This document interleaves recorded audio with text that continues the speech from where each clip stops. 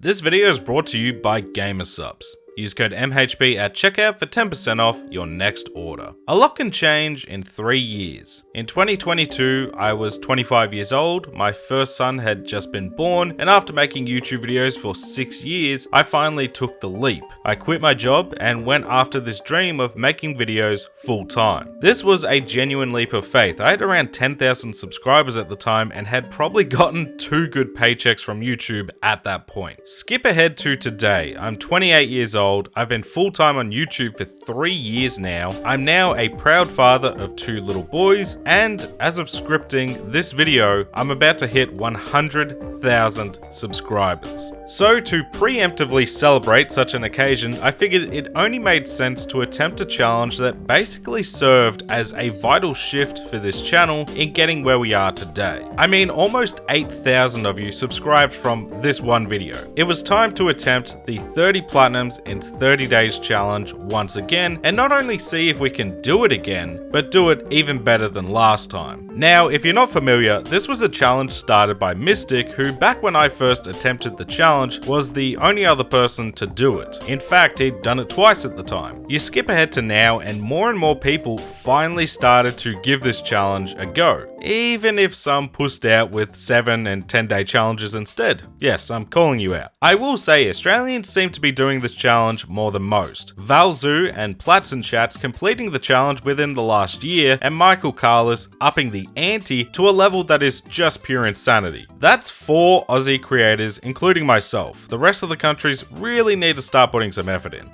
It's been 3 years since I've attempted this challenge, and I'd like to think my trophy hunting skills have gotten a lot better since then, but you never know until you put your money where your mouth is. So what's the rules of this challenge? I really only have 2. We have to start at 0% completion for every game. This just makes it easier if people want to question if this is legit or not. You can easily go to PSN profiles, search up JimminyCriminal, and see when a game was completed and how long it took. And the next rule, which is an obvious one, no shovelware. And just to clarify, there's a difference between shovelware and short platinums. I don't have a time limit or minimum game length rule. This is a rule to avoid games that have no merit aside from being a game to platinum. Some people want to throw any games that are easy or shorter into this category, and if you want to avoid any of these types of games for your personal platinum collection, be my guest. But that's not shovelware. Shovelware, especially in the trophy hunting space, are games that solely exist to get platinum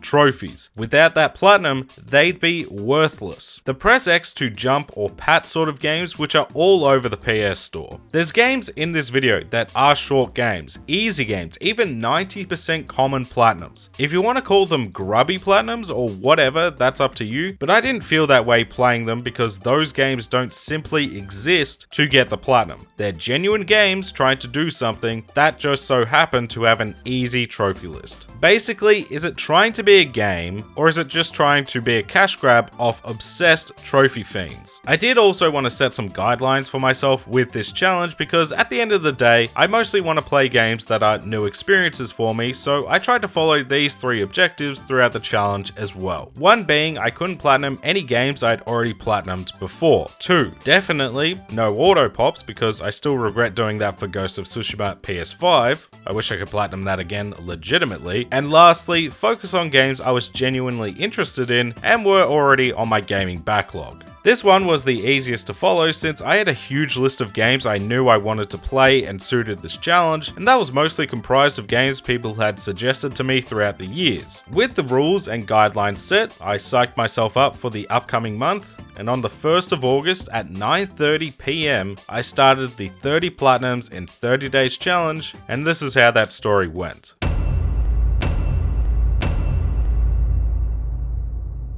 Alright, you may be thinking, how the hell have you just blown through 3 days? We just started this challenge. Well, first, we don't even get a platinum on day 3 either, which is even worse. And secondly, I'll tell you how, because right off the bat, I made some pretty stupid mistakes. The first of all being, I immediately started this challenge and was working on a separate video at the same time, so my time was limited. And with that limited time, I chose to spend that trying to platinum a game that was a terrible first choice to start this challenge. I was trying to platinum Cult of the Lamb because I had another video I could tie it to, and the guide said it would only take 15 hours to get through, which was perfect for this challenge. Well, turns out that guide is no longer in date, as you need to acquire DLC items now to get the platinum. Those are entirely RNG based, and instead of 15 hours, you're looking at least 30 hours to get this done. So, spoiler alert, after 22 hours with the game, as much fun as I was having, and as good as the game is, which I will touch on in a future video, I had to give up on this platinum for the challenge. I just had too many RNG items I still needed, and after 3 days, I just couldn't risk putting any more time into the game, at least until I caught up on my platinum total. So right away, lesson learnt for if we ever do this challenge again. Don't get too cocky, start off with something simple, avoid RNG based games, and try and have some videos banked before starting the challenge. The more you know.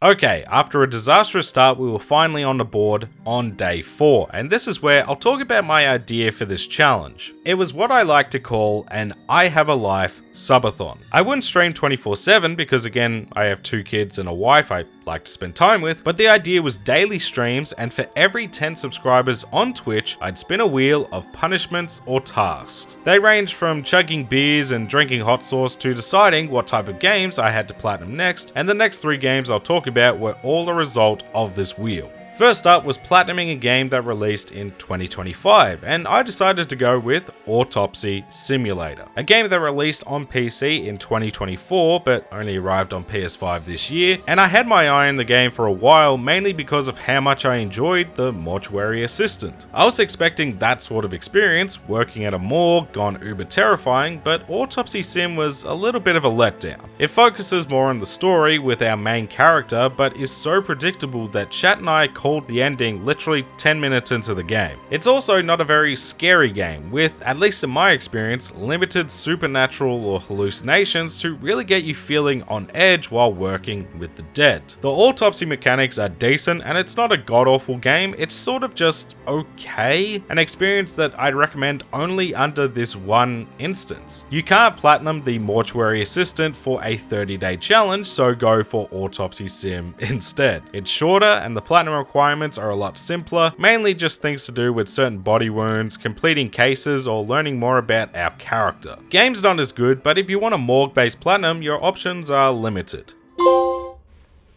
Can you forgive me? Okay, that ending sucked.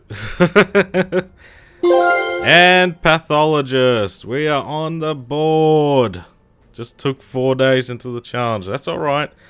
That's okay. We are on the board. As a game, yeah, that was I thought it would be a little better than it was. It was fine. I wouldn't recommend it for full price. I wouldn't recommend it for half price. It's probably like a $10 game, if you can grab it for that.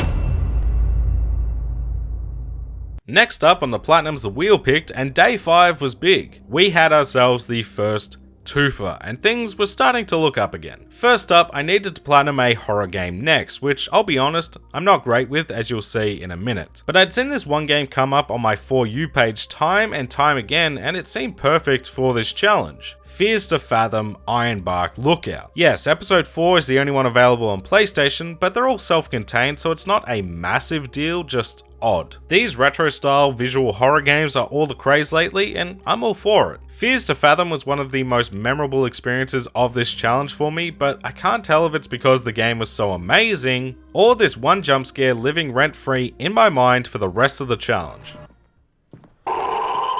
Ah! Woo! No, but seriously, this was a great experience. In this series, stories are told like Reddit creepypastas, and Ironbark has us take on the role of a fire lookout in the woods. Of course, a sketchy cult rolls into town and things get unnerving quick. It's simple, short and sharp, but it's definitely intriguing and will hook you in from beginning to end. Keep this one in mind for the Halloween festivities if you haven't checked it out already, and please bring the rest of the series over to PlayStation. I would love to check out more of these games. Survivor! I feel like a survivor after that jump scare, man.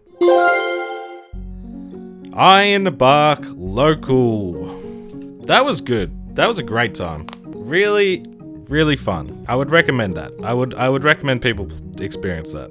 Yeah, that was good fun. I'm glad we played that. Our second platinum of the day had to be an easy game, and by easy, I meant easy. Some real baby game stuff, which was perfect because Little Bear is getting to that age where I can tell he's getting more interested in potentially trying out some games. So it was time to put on my test dummy shoes and platinum Bluey, the video game. I don't think Bluey needs any explanation. It's an incredible show and it is massive. My son loves it. It's got some great messages and teachings for kids and parents alike, and I love that it is causing kids from around the world to pick up Aussie accents. That's a rare phenomenon. Anyway, game-wise, it's a simple collectathon. You can play as any of the family members, and your goal across the different locations is to find different items to fill out our sticker book. It's nothing special, but looking at it for what it is, a my kid's first game type of experience, it's actually great. I mean, this feels like an interactive Bluey episode that I'd be more than happy to let my 3-year-old play. So on that front, this was a big success, and maybe by the year's end, Little Bear has checked this one out too.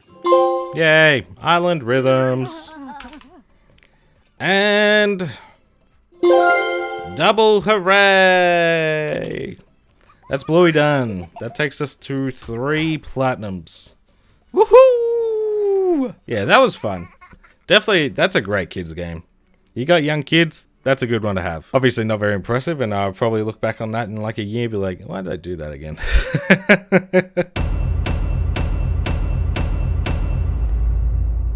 Okay, now we're in trouble again, but there was some logic to my madness this time. You see, after Bluey, I was at 149 platinums, and I wanted 150 to be something special. I didn't want it to be just any game. I wanted it to be a game that either meant something to me, or in this instance, was from a series that I love. So on August 8th, a new game dropped from a series that I'm a big fan of, and I took another gamble. I had no clue how long this would take or how challenging it would be, and I didn't care. I was going to platinum Mafia, the Old Country, for this challenge. Now, I have a whole video out on this game, but I'll boil it down to a spoiler-free version here. I loved the Old Country. I was very skeptical if the game would be good or not after being a long-time series fan scarred by Mafia 3. Thankfully, it didn't take long to win me over. This for me is right up there with the likes of Mafia 1 and 2. It was fantastic. Whether we're talking about the visuals, the setting, the characters, the story, the gameplay, whatever it may be, I was a big fan. It has its faults, as does every game in the series, but the improvements and pros do outweigh any drawbacks. I think gameplay-wise, in particular, this is the best the series has ever felt. The shooting, melee combat, and driving all feels super crisp. The platinum for the game was business as usual for the good games in the series. Beat the game on hard, find way too many collectibles, and throw in a few miscellaneous trophies for good measure. Again, as I said in the Mafia 1 and 2 platinum videos, the collectible grinds are miserable, but the rest is a fantastic time. So if you're a fan of the series or want a good jumping off point, I say absolutely give Mafia the Old Country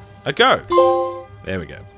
The finer things, buying all the cars, and the Don. And that's Mafia, the Old Country's Platinum Trophy done. It's also Platinum number 150, which is good. I'm glad this could, like an actual quality game, could be my 150th. We weren't just one and done today though. Day 11 with 4 platinums to my name, we really can't afford to do that too often. So on to the next game we went, and it was time to try out a game that's been on my to-do list for a while, developed by some fellow Aussies, no less, and that is Frog Detective: The Entire Mystery. I love me a good mystery game, and Frog Detective caught my eye with a fun visual style and looked like a chill way to spend a few hours, which is exactly what it was. It's 3 episodes, each with their own mystery to solve as you go from person to person, learning more and more, helping them with odd requests until you solve the mystery and party down. It's a silly game that doesn't take itself too seriously. I mean, hell, they introduced the scooter in episode 3 since it's a bigger area, and with that they made a whole bonus Tony Hawk style spin-off you can play. But it is a charming game that's genuinely funny with a platinum that's pretty straightforward and easy to clean up for multiple endings and that sort of thing. So if you're looking for a detective or mystery game on the goofier side, Frog Detective is right up your alley.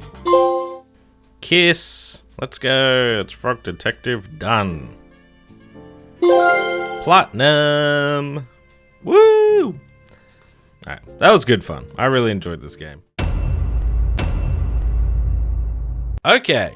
Another missed day isn't great, but I was working on Mafia the Old Country's video, which again in hindsight I won't be doing again during a challenge. Anyway, my plan was to platinum a few shorter games while working on the Mafia videos so I can mainly focus on getting the video done faster and get back to some longer games. Today's platinum was special though, as it's still one of the most unique games I've ever played, and last year got itself a remake. Brothers: A Tale of Two Sons. The first game from gaming icon Josef Fares, director of A Way Out, It Takes Two, and Split Fiction, Brothers started it all as a single-player co-op game. The remake has genuine co-op, but originally it was just you controlling both brothers with one controller, and that tied with a quality, emotional story has meant Brothers has always stuck with me as one of those unforgettable gaming experiences. So I was excited to revisit the game via the remake, and it lived up to the hype once again. This was a great experience. Now granted, the controls do take a minute to get your mind around. It's not easy splitting your focus between the two boys, but you do eventually get it down. Visually, the game looks great, the puzzles are a fun time to solve, and the story still hits as hard as it did the first time. Hell, even more so. The weird thing about this platinum though is, it's one of those platinums where you don't even need to finish the game. There's no trophy for beating the game, which I think is stupid. That's a gimme to add to the trophy list, especially when you're only 30 minutes to an hour away from the end anyway. I did finish the game, even though I was on a time crunch, but the game's too good to leave half finished. Whale Song and A Tale of Two Sons. This has been a lot of fun to revisit. It's weird, I don't like when games give you the platinum before finishing the game, but obviously I will be completing the game because the game's great. I already know today's platinums are going to get roasted by the nuffies who take trophy hunting a little too seriously. They have the highest completion percentage of any games I completed for this challenge, sitting at 93 and 94% platinum rate. I'm talking about Duck Detective, The Secret Salami, and The Ghost of Glamping. Now, if you want to dodge these games because the completion percentage is the same as a game like My Name is Mayo, and that's too grubby, that's up to you. But you'd be missing out on some quality games. Much like Frog Detective, these games are full of charm and very silly mysteries that need solving. But Duck Detective has the edge on the old Frog for a few reasons. It's fully voice acted for one and brilliantly done. The gameplay and mystery solving is more engaging, with picking up certain words to solve the various cases within the case to eventually solve the mystery. And the mystery themselves, as silly as the setup is constantly interesting. A true whodunit that was a blast to figure out. You're looking at about 3 hours total to platinum both games, and the trophies are all things to do with completing the story. But an example of a game that was on my backlog that I'm so glad I finally experienced. I mean, hell, I went back to back with these games for a reason. They're just such charming mystery games that whether the platinum is grubby or shovelware in your opinion doesn't really bother me. They're just good, fun games. Thanks, Freddy. Quacked the Case and Master Detective. I wouldn't be surprised if I grabbed the sequel to this, because this was great. I had a great time with this game. This was, yeah, really, really well written. Just a nice short little mystery. Hell yeah. An Ugly Mistress and Master of Deduction. What a great little series that is, man. Happy Broccoli. I need more. I need more Duck Detective games. Well done. Alright, day 15 and still a fair bit behind in the platinum race. Was it starting to get a bit nerve-wracking? Yes. But my thoughts were if I could get 2 more platinums today, I'd be at 10 total and feeling a bit better about myself. So I started the day with another relaxing indie game that I've had my eye on for a minute now. A Short Hike. This is one of those games that visually piqued my interest more than anything, and in all fairness, there's not much to this one. Our goal is to get to the top of this mountain, which really only takes 30 minutes to an hour to achieve. achieve. The rest of our time with this platinum will be collecting coins and shells, catching fish, playing some beach ball tennis, racing on boats, and just generally exploring and chilling around this beautiful world. For the platinum, the catch-all fish trophy is a pain, but outside of that, this was a fine experience. It's probably not something that will have a lasting impact or be all that memorable, but for 3 to 4 hours, this was a cute little adventure that visually is gorgeous, and that if nothing else was cool to tick off the backlog. Yay! Thank God. Feathers forever.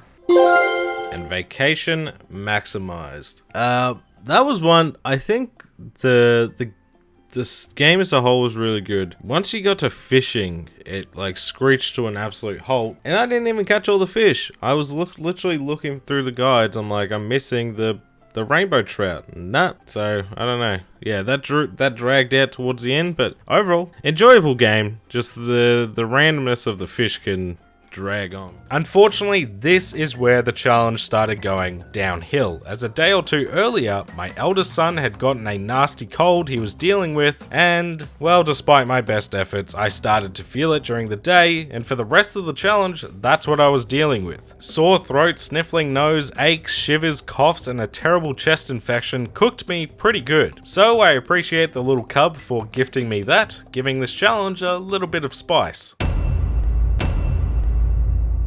Yes, predictably, another day missed, but it wasn't because I was sick. It was because that damn Mafia video still wasn't ready, so that was fun. I'd rather play games while sick than edit while sick. That was miserable. But that was the last video I had planned for this challenge, which meant from here on, I could actually focus on just this, and today was a good day for platinums. We finally got into double digits, which was well overdue, and both games were some of my favorite experiences of the whole challenge. Starting off with While We Wait Here. This one is a wild ride. While We Wait Here centers around a diner as the world around us is crumbling. So what do we do to pass the time while the world ends? Well, we take people's orders, cook up some food, and listen to their stories. I don't want to spoil these story moments as you switch to everyone's perspective and reveal their secrets. All I'll say is, these can contain some crazy ass moments that are amazing. For the most part, this is a listening game. It's not a cooking simulator. You don't have to stress too much about flipping burgers at the right time or getting people food promptly. You're free to listen to stories, help these people move forward, and wait out the end of the world. In terms of the platinum, it's mainly to do with selecting specific dialogue options, but if you do miss something or want to go into this completely blind, it's a short replay to clean it up. Definitely recommend checking this one out. It's a unique experience for sure. As long as you stay here, for playing as Cliff, and the storm is over. That was yeah, that was a really good game. I really enjoyed that. Very coffee talk vibes, but I think more interesting in terms of like a mystery and whatnot. So yeah, I recommend that one. That was good. Not as unique as the next game though. Rat Shaker was platinum number 2 for the day, and this was something that, challenge or not, I was platinuming sooner rather than later. Rat Shaker was one of the most weird, wild, and memorable games I played in 2024, but again, it was only on PC at that time. So I was surprised when I saw the game hit the PlayStation Store this year, and knew immediately I needed to play it again. Now, Rat Shaker is a game best experienced if you don't really know what the hell's going on. All you need to know is, it's weird and unsettling, but an experience that is a must play for its uniqueness. Now, because I'd already played the game before, I had some lofty goals for this platinum. I wanted to grab my first ever fastest platinum achiever.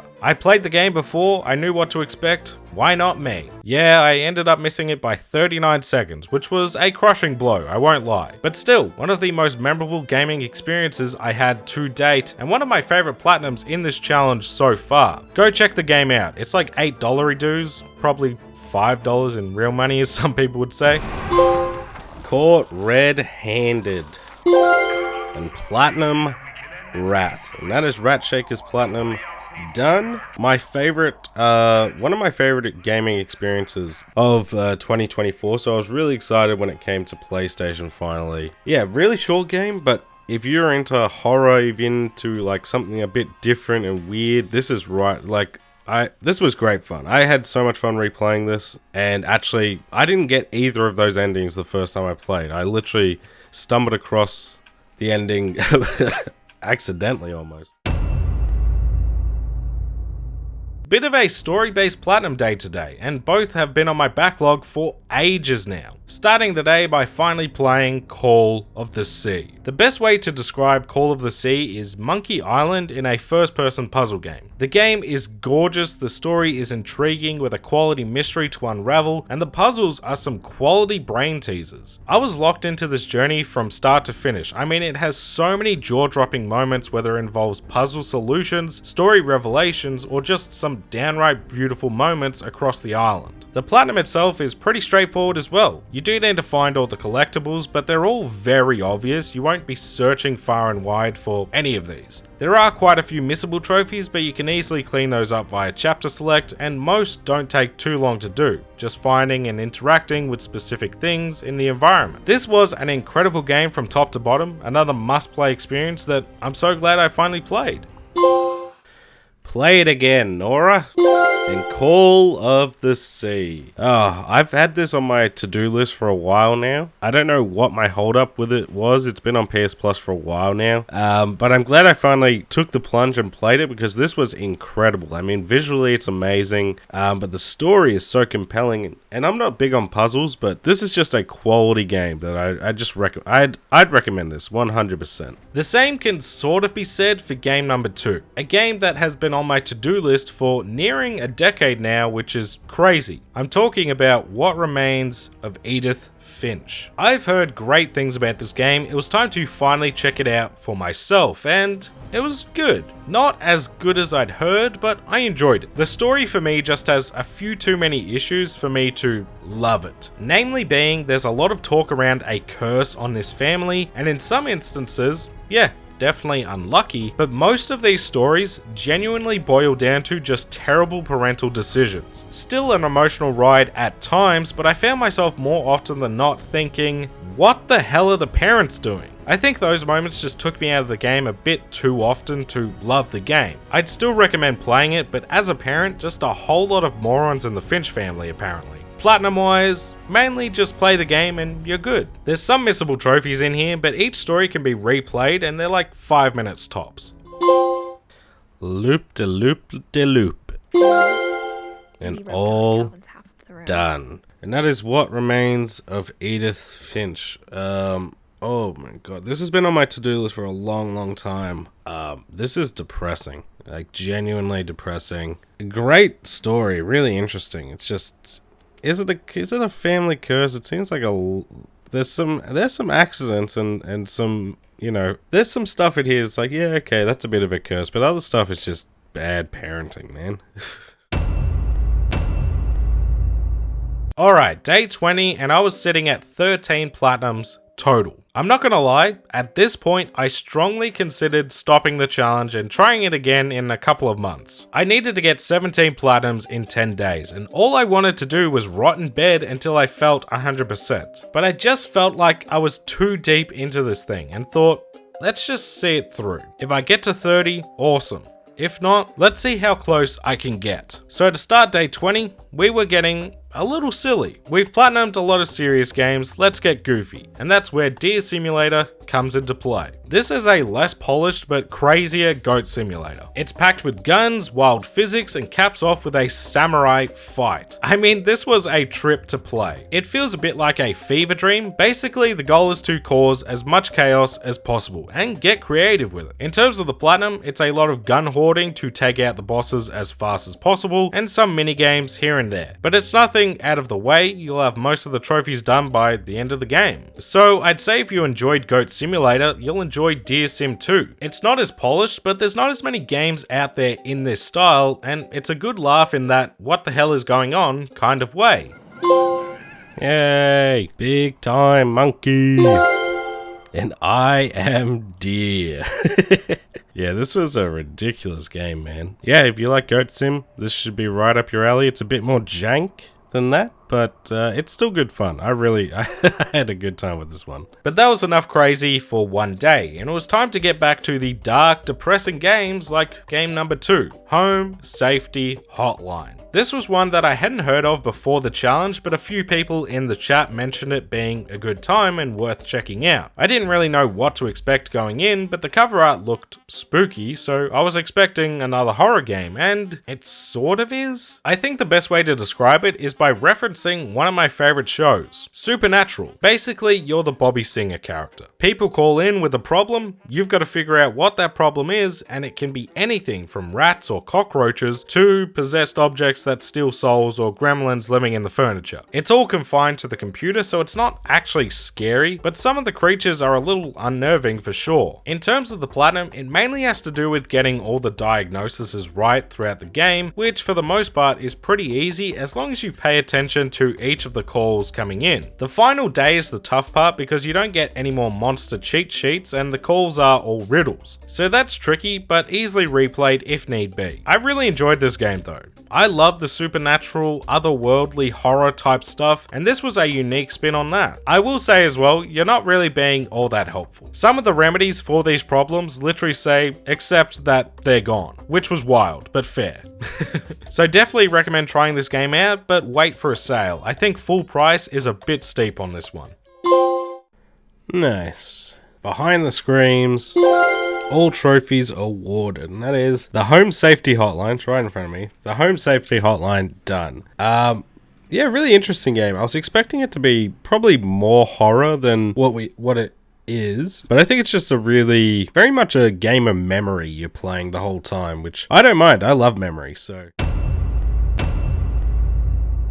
Another day, another couple of horror platinums to get through. I think you could do 30 platinums in 30 days with just horror games. There are so many shorter experiences that fit perfectly into this challenge. Like Rewind or Die, for example. A horror romp that takes us back to the good old days of Blockbuster and VHSs, only there's a serial killer on the loose and for some reason, he's got his sights set on you. This game had me on the edge of my seat pretty much from start to finish. I felt so uncomfortable, especially once you get down to the sewers and you need to traverse the maze with the killer just hanging around. This one gave me goosebumps pretty good. Genuine fear, more of the retro art style that I enjoy, a quality slasher horror story, and a platinum that aside from the hidden boss is pretty simple to grab without too much effort. Highly recommend Rewind or Die.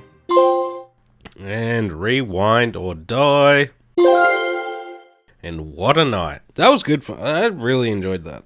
I've been enjoying the horror games lately, but yeah, this style I just really enjoy. And I think it's got an interesting story. You actually get a gun, which is good. Like, I feel like most of these games, they never give you an actual weapon, so. The same can't be said for Bloodwash. Bloodwash is in that same vein of horror games. The only problem for me was, it's just not that scary. It uses some cracked audio to try and jump scare you, and it can be uncomfortable at times. I mean, this guy on the bus was a weirdo, but I didn't rate this experience overall. It's not god-awful and a quick platinum if you're interested, but this one didn't live up to the hype for me. If, like me, you're into these retro horror games, I'd give this one a miss, personally. It's not over. And Tape Master. And that's Bloodwash done. And probably, out of the ones I've played, it's not been my favorite, but it's still been good. It's been a good time. It's just, I think the scary factor is literally just loud noise in this game.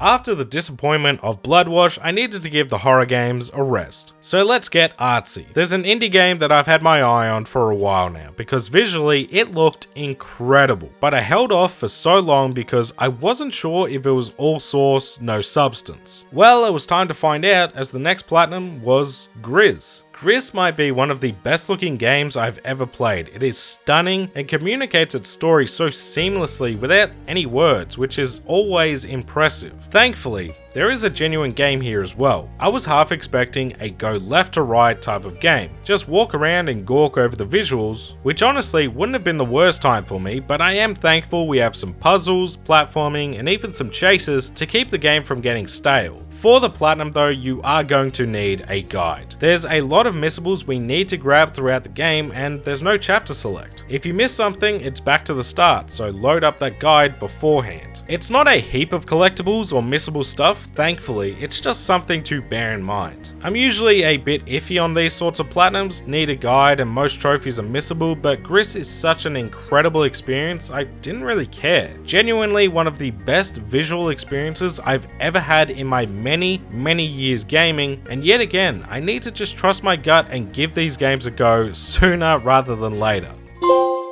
The end. And personal growth. And that is Gris Platinum done. And this game is just incredible. Like, been on my to-do list for a long time. I knew the game was beautiful. It's even better when you actually play it yourself. But yeah, the visuals are one of a kind.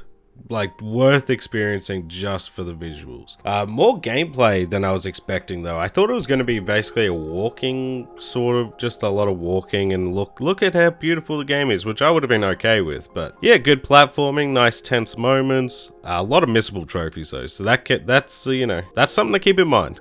The next platinum of the day was, in all aspects, a big downgrade from Gris. Let's talk about Phlegathon. Phlegathon is a boomer shooter. Think Dusk, but a lot less effort. You may be thinking, why the hell did you play this game? Well, it's because I saw Studdy did a video where he platinumed a $1, $10, and $100 game, and it looked like fun, so I figured I'd give it a go and bought a $1 game, that being Phlegathon. I ended up getting sidetracked with other videos and forgot about it, but I did want to see what the game was like. I mean, I grew up with the likes of Wolfenstein, Doom, Quake, Blood, Hexen, and all those retro shooters. It could be okay, and honestly, it wasn't bad. It's not good, but it was fine. I'm not a big fan of boomer shooters on controllers, and it gets repetitive quickly, but it is a decent, cheap attempt at the genre. Personally, I'm shocked it wasn't a dumpster fire, to be honest. Ew! Squeeze out a blister. Alright, and Platinum Phlegathon. That was, surprisingly decent. It's not the, obviously, it's not at the top tier of some of the boomer shooter like renaissance that we've sort of gone through, but actually not terrible. A short and sharp day 25, but a really sweet platinum for the day nonetheless. We're talking about Venba, another indie game that visually caught my attention but didn't know much about the game going in. So to my surprise, we had ourselves a bit of a cooking game mixed in with a story that, as a parent and a son, was an emotional ride. A story about moving away from your home to try and have a better life, raising a family in the unknown, and eventually what it's like to try and have that connection to your parents as you grow older. It's a really sweet story that I think most people can connect to on some level, which makes the story so interesting. Platinum wise, it's mainly around cooking up the food without any mistakes, so as long as you follow the recipes and hints, you should be fine. Just sit back, immerse yourself in the world, and enjoy. Vada posh, launch a crumbling putu, and subam, and that is Venba done. And that was just a really sweet game. I didn't expect it to be so touching, but yeah, really sweet story, just a simple cooking style of game. This was great. I'm glad I got this off my backlog finally. Alright, we had a quiet day yesterday, but day 26 was a big one. 3 platinums in one day. I was on a mission to make sure I gave this challenge my all. Win or lose. And I spent most of the previous day working on the platinum for our next game, RoboCop Rogue City. This was a game that I'd heard a lot of praise for. It was a PS Plus monthly game at some point, so I already had it in my library ready to go, but I was a little skeptical. I'm just not the biggest RoboCop fan. I don't mind the movies, but they aren't on the same level to me as, say, a Terminator or even Judge Dredd. I just didn't really rate this series, but I went in with an open mind, and yeah, this was pretty good. I think it lacks a little bit of polish. The cutscenes in particular are very choppy and prone to some very noticeable pop-in, plus some levels late in the game had the frame rate really struggling. but the world, gameplay, and story felt like a love letter to the movies, and that comes through to the player. I had a great time exploring this world and taking on the various gangs, completing side quests, talking to the locals, and all that stuff. The gunplay in particular is awesome. These guns destroy your enemies, and there was a bit of Deus Ex to this game, which I really enjoyed. The Platinum has a couple of missables, namely for completing specific side quests or getting some high scores on the shooting range, but for the most part, you can turn your brain off and be RoboCop for 10 hours, which I had fun with. It did start to drag for me towards the end, but I can't tell if that's because of the game or the challenge is wearing me down. Nice shooting, son. And to serve and protect, and that is RoboCop's Platinum done. This has been on my, again, a backlog game's been on there for a while. I'm not a big RoboCop fan. I've only seen the original like once, and it didn't like grab me as much as like a Terminator or something, but this game makes me want to visit it again. But we go from RoboCop to another one of those games I'm sure will incite those shovelware conversations once again. Trenches. Trenches is a World War I horror game set in, well, the trenches. Like the opening to Amnesia: The Bunker. This is a Platinum that you could grab in less than 10 minutes with a guide, but I implore people to just play the game first because Trenches was the scariest game I played the whole challenge. World War I is so perfect for horror games, and Trenches, for being as simple and short as it is, highlights it so well. It is so easy to get lost in the maze of the trenches, and you can get turned around so quickly it's not funny, which is made worse when you accidentally stumble across the horrors within. I mean, talk about unsettling. This was non-stop hairs on the back of my neck standing up type of stuff, and I loved it. In the end, for the Platinum, you do need a guide to learn what the hell's going on and activate certain objects, but as a game for the price, definitely give the game a fair shot. It's genuinely very, very solid as a horror romp in World War I. Oh, thank God. Need a hand? Discover the location of where the hand is. In Platinum Trenches. That is, that's, I've played a lot of horror games so far for this challenge. This one had me genuinely, like, jump a couple of times. Just something so unnerving about this whole setting. Now, some people, I'm sure, you can get this Platinum in, like, 10 minutes. I actually played it for, like, a good hour. Before going after the trophies. Oh my God.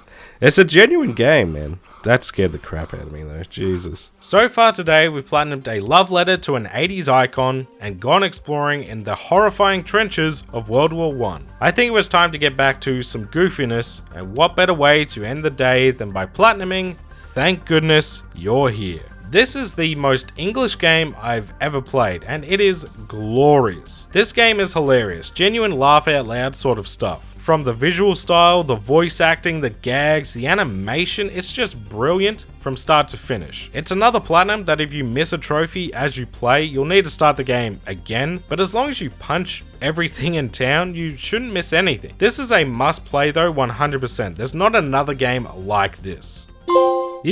Patience is a virtue. Barnsworth's best. That was Thank Goodness You're Here. That is a wild game. There's not an experience like that, I don't think. I really enjoyed it, but yeah, just an odd game. 3 platinums in one day definitely helped me get my confidence back that maybe this challenge wasn't out of reach just yet. Another good thing about this challenge is new games kept going on sale every week, and this next game was one that I needed to get at a discount. I hadn't heard amazing things about the game, but still wanted to try it for myself as a fan of the other games, and that is the Patrick Star game. I loved my time platinuming Battle for Bikini Bottom and the Cosmic Shake, and despite the mixed reviews, this game still looked enjoyable. The weird thing is, there's no story. It's an open world Bikini Bottom, and as Patrick, you go around town helping your buddies complete various tasks, like completing races, clearing out other fish, catching jellyfish, or finding treasure. There's a good amount to do, but it's not really got an aim or point to it, which is why I think for full price, it's a bit too much even as a $50 game. 25 to 30 and you're in for a decent SpongeBob game that lets you explore Bikini Bottom, and that part I did enjoy. No need for a guide, just sit back and relax, complete all the friend objectives, and find all the very obvious mayo jars, and you'll have a decent SpongeBob Platinum to add to the collection to hold you until the next game drops. Yay! Mayo Hunt Bikini Bottom. I got an award. That's Patrick's Star done. Took a little longer than I was expecting. Not a terrible game.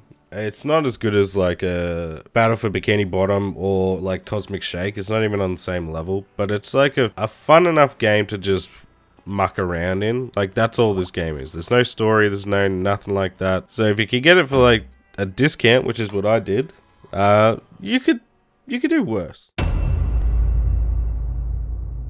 Another day, another backlog platinum to tick off the list, and today we're talking about Industria. This was a game that I kept my eye on since it released on Steam in 2021. It reminded me a lot of Half-Life from what I'd seen, and I actually had no idea it had released on PS5, so I took it as a sign to finally give the game a go, and yeah, sadly, this was one of the bigger disappointments from the challenge. I think Industria has a lot of potential. An interesting story, a world full of intrigue, quality gameplay, and visuals. It's a game I had a lot of fun playing. The problem is, it feels like I only have a third of the game. The ending sort of came out of nowhere and left me thinking, okay, on to the next chapter. But it never came. Again, it's a good game with a lot of potential to be fantastic, but it just rushes itself along and ends up making it all feel a bit pointless in the end. Platinum wise, it is pretty straightforward. Beat the chapters, pick up each of the different weapons, find a couple of collectibles, not too bad. There is a trophy for beating the game on hardcore mode, but as far as I can tell, it's broken. If you pick hardcore from the start, the game will still load up normal difficulty. The workaround is to use chapter select and just replay the final cutscene. But yeah, Industria was a game I'd really looked forward to finally playing, and it left me with a bit of an empty feeling in the end. Maybe the sequel can do better if or when that releases.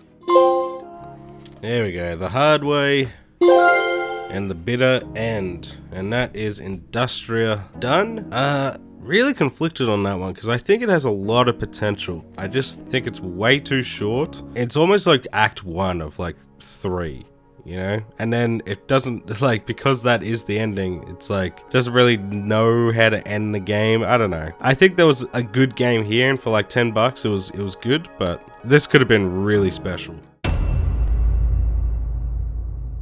48 hours left, 5 platinums still needed. This was going to come down to the wire, and I started the second last day with a bit of a risky choice. Hot Wheels Monster Trucks Stunt Mayhem. Very wordy title, we'll stick with monster trucks. I really enjoyed my time with the Hot Wheels Unleashed Platinum back in 2023, but hadn't heard much about this game that was released last year. It looked like it was that same quality, so I figured I'd give it a go. Here's the risky part. There's no guide for this one, and all I had to go off in terms of the platinum length was a few comments on Reddit. But I took a chance, and thankfully, it wasn't too long. Unfortunately, Monster Trucks wasn't as good as I'd hoped. I think the production quality is great. You have all the classic dope looking monster trucks that I always wish I had growing up. The cars control really well, and it does feel like your imagination come to life as you drive around in these cars. But it's just too similar from one level to the next. Do tricks, destroy objects, maybe find some specific destructibles. It's very much like you're just doing the same thing over and over again, and the tracks themselves don't change nearly as often as they should to at least visually change it up. It ends up getting old far too quickly, and lucky us, we need to 100% each level to get the platinum. Which isn't hard, and you don't need to do everything in one go, but it can just drag the experience on a bit too much. I think as a game it's solid, but I just wish there was more to it.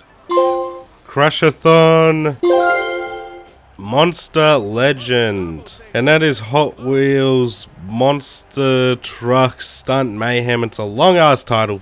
That's done. Not bad. I would have liked a little bit more variety, maybe chuck in a race every now and again, but you know, for what it was and for the price I got it at, I'll take it. Platinum number 2 for the day was a game I forgot even existed after the disastrous launch of the first game, which I had high hopes for. But I was curious to see if the sequel fared any better, and that is Hello Neighbor 2. Again, the first game I was so excited for before release. It had so much promise, and then released to be a buggy, broken, and just not fun experience. However, I already had Hello Neighbor 2 in my library and sort of just said, what the hell, let's see how this goes, and honestly, it was enjoyable. Granted, my expectations were in the toilet, but it exceeded those, and I did mostly have a good time with the sequel. It was more polished in my experience and genuinely an uneasy game to play. Sneaking around homes trying to uncover the dark secrets, and one wrong step or loud bang and these neighbors will hunt your ass down. Platinum wise, it's mostly just for completing each day and night with a couple of missables to keep an eye out for along the way. Again, it's not a great game, but for a couple of hours worth of creepy hide and seek, I'd actually say it's worth a shot. What? Beat the game. True journalist. So someone who played Hello Neighbor 1, I remember that game being madly broken and so disappointing. I went into this with really low expectations, so this might be why I'm saying it, but I actually enjoyed my time with that. Now, it's not a good game. I still wouldn't say it's a great game. Story for one makes no fucking it's just so pointless, but you could play worse games. This wasn't too bad. I actually had the cat and mouse stuff I do enjoy. 24 hours to get 3 platinums and end this challenge. It was a lot, but I was determined to get this done, and we started the day off by platinuming an absolute banger. Still Wakes the Deep.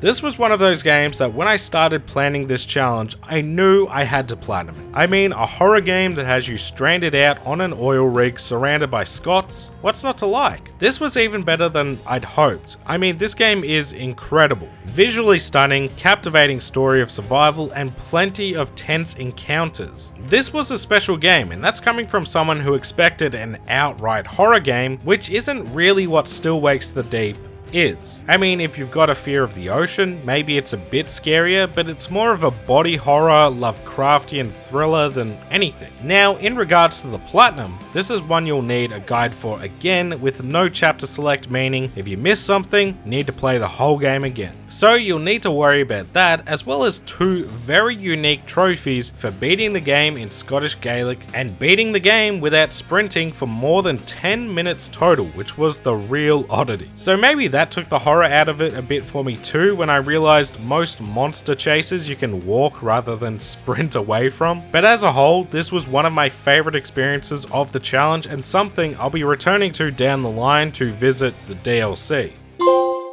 Alright, Still Wakes the Deep for completing the game. Björn walking simulator, and got all trophies. And that is Still Wakes the Deep. That again, another one. It's been in my backlog since it came out, basically. Really glad I played it. It was not exactly what I expected, but it was just incredible still. I think it wasn't as horror focused as I was expecting. It's more body horror, just a general feeling of dread, but nothing overall that's too scary. But yeah, just amazing. Next up was actually platinum number 175 for me. And where originally I'd planned on doing something special for the milestone like platinuming God of War 3 on PS3, I simply did not have time for that anymore. So here's Maquette. This is one of those games I had on my backlog since I completed the last 30-day challenge. It just looked like a really interesting puzzle game where you play with perspective and size between the real world and the maquette. It's a lot of back and forth between the model and the real world to continually progress through the chapters, which is really satisfying to figure out. And to top it all off, within this game is also a very sweet story that I really did not expect. In terms of the platinum, we've got ourselves some speedrun trophies, which is probably why this game has the lowest platinum rate of the whole challenge, sitting at 28%. Speedrunning puzzle games are not easy, even if you know the solution. However, I recently had to endure these sorts of challenges in Untitled Goose Game, so I was locked in for Maquette. Plus, there is chapter select, so you can easily replay chapters if need be. These times are tight, so you'll probably need a few attempts anyway. Was this the game I'd planned on for a milestone platinum? No. But was it a great time nonetheless? Absolutely, and more importantly, left me with just 1 platinum left until this challenge was complete. The conclusion and all done.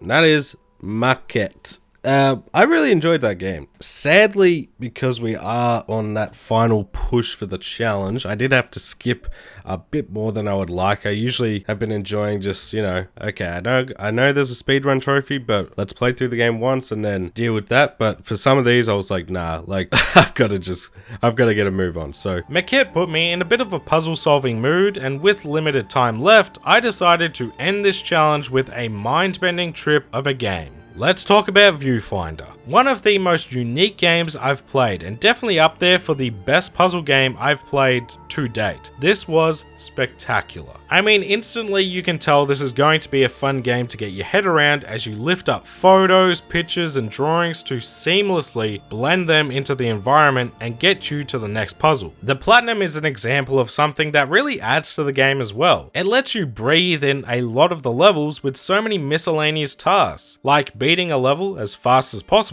to entering an arcade picture and grabbing a power-up. It's a game that has a lot of fun with the concept, and the puzzle solutions are always such great fun to figure out, especially once you get the camera to play with or the ability to take selfies and warp yourself around. This was a blast from start to finish, and best of all, completed the 30 Platinums in 30 days challenge once again. Yay! Professional photographer. View found, and that is Viewfinder's Platinum and the 30 Platinums in 30 days challenge done. Yet again, just exhausted after all this, and just a month that did not go to plan, like, at all. I think the biggest positive of that though was it just cleared up so much of my indie backlog and smaller games got cleared out with this video. I was expecting maybe to do like 10 or maybe half the games I did here and just fill in the rest with some other experiences, but it gave me a fire to do it again, so there'll be a part 3 at some stage, but probably not for a long time, because I forgot how exhausting this was. So after all of this, what are some of the lessons and learnings I came away with? Well, first of all, this was not the challenge I was anticipating going in, which was for a myriad of reasons. A mix between cockiness, being underprepared in terms of having content ready to go, and just unfortunate events with getting sick for half the challenge. All in all, I ended up having 13 days where I didn't unlock a single platinum, so I'm impressed we managed to get this done in the end, but I am still a little bummed I had to miss out on covering a few more lengthier titles that I'd originally planned. But I still got to experience so many fantastic games, make some quality progress on that ever-growing backlog, and probably my favorite part was how many indie games I got to play and talk about because I was in a time crunch. So here's my personal rankings of my favorite to least favorite games from the challenge, again reiterating that thankfully there's no games I outright didn't like, I just enjoyed it less than others. But the big question is, would I ever do this challenge again? Look, I'd need another big break, I think. This challenge is exhausting. I forgot how intense the challenge can be, how quickly you can fall behind, and how towards the end you can feel really burnt out with both platinum hunting and gaming in general. It's been 2 weeks since I finished up and I still am yet to play another game. I've had no desire to pick up and play anything. Personally, not to promote myself or anything, but I had a lot more fun with the PS Plus challenge where the goal was to see how much money I could save and how many platinums I could grab without having a set number I needed. I feel I could do that challenge a lot more often than this one, which is far more grueling in comparison. But with that being said, I do see myself doing this again. I just feel I can do better. The first time I was inexperienced and didn't really know what I was doing. This time I was too cocky and underprepared, plus doing this in winter with peak cold and flu season in hindsight was probably a mistake. Next time I think if I had my time again, we could crush this challenge once and for all. Thank you so much for watching. If you made it this far into the video, make sure to leave a comment with Platinum King to boost my ego and let me know that you made it to the end. If you enjoyed the video, don't forget to like and subscribe. Leave a comment below and let me know if you'd ever attempt this challenge yourself or some games that you think fit this sort of challenge for future me. Shout out to the channel members for that extra level of support, and special thanks to members of the Bear Club, Scott Unwin, Steel Vanguard, It's Grey J, Dark Wolf, Zafado, Lug Knights, Golden Sparrow, Lord Alex, Kuzma, Jarvis McGee, and One Wonder Hit. Thank you all, and I'll catch you in the next one.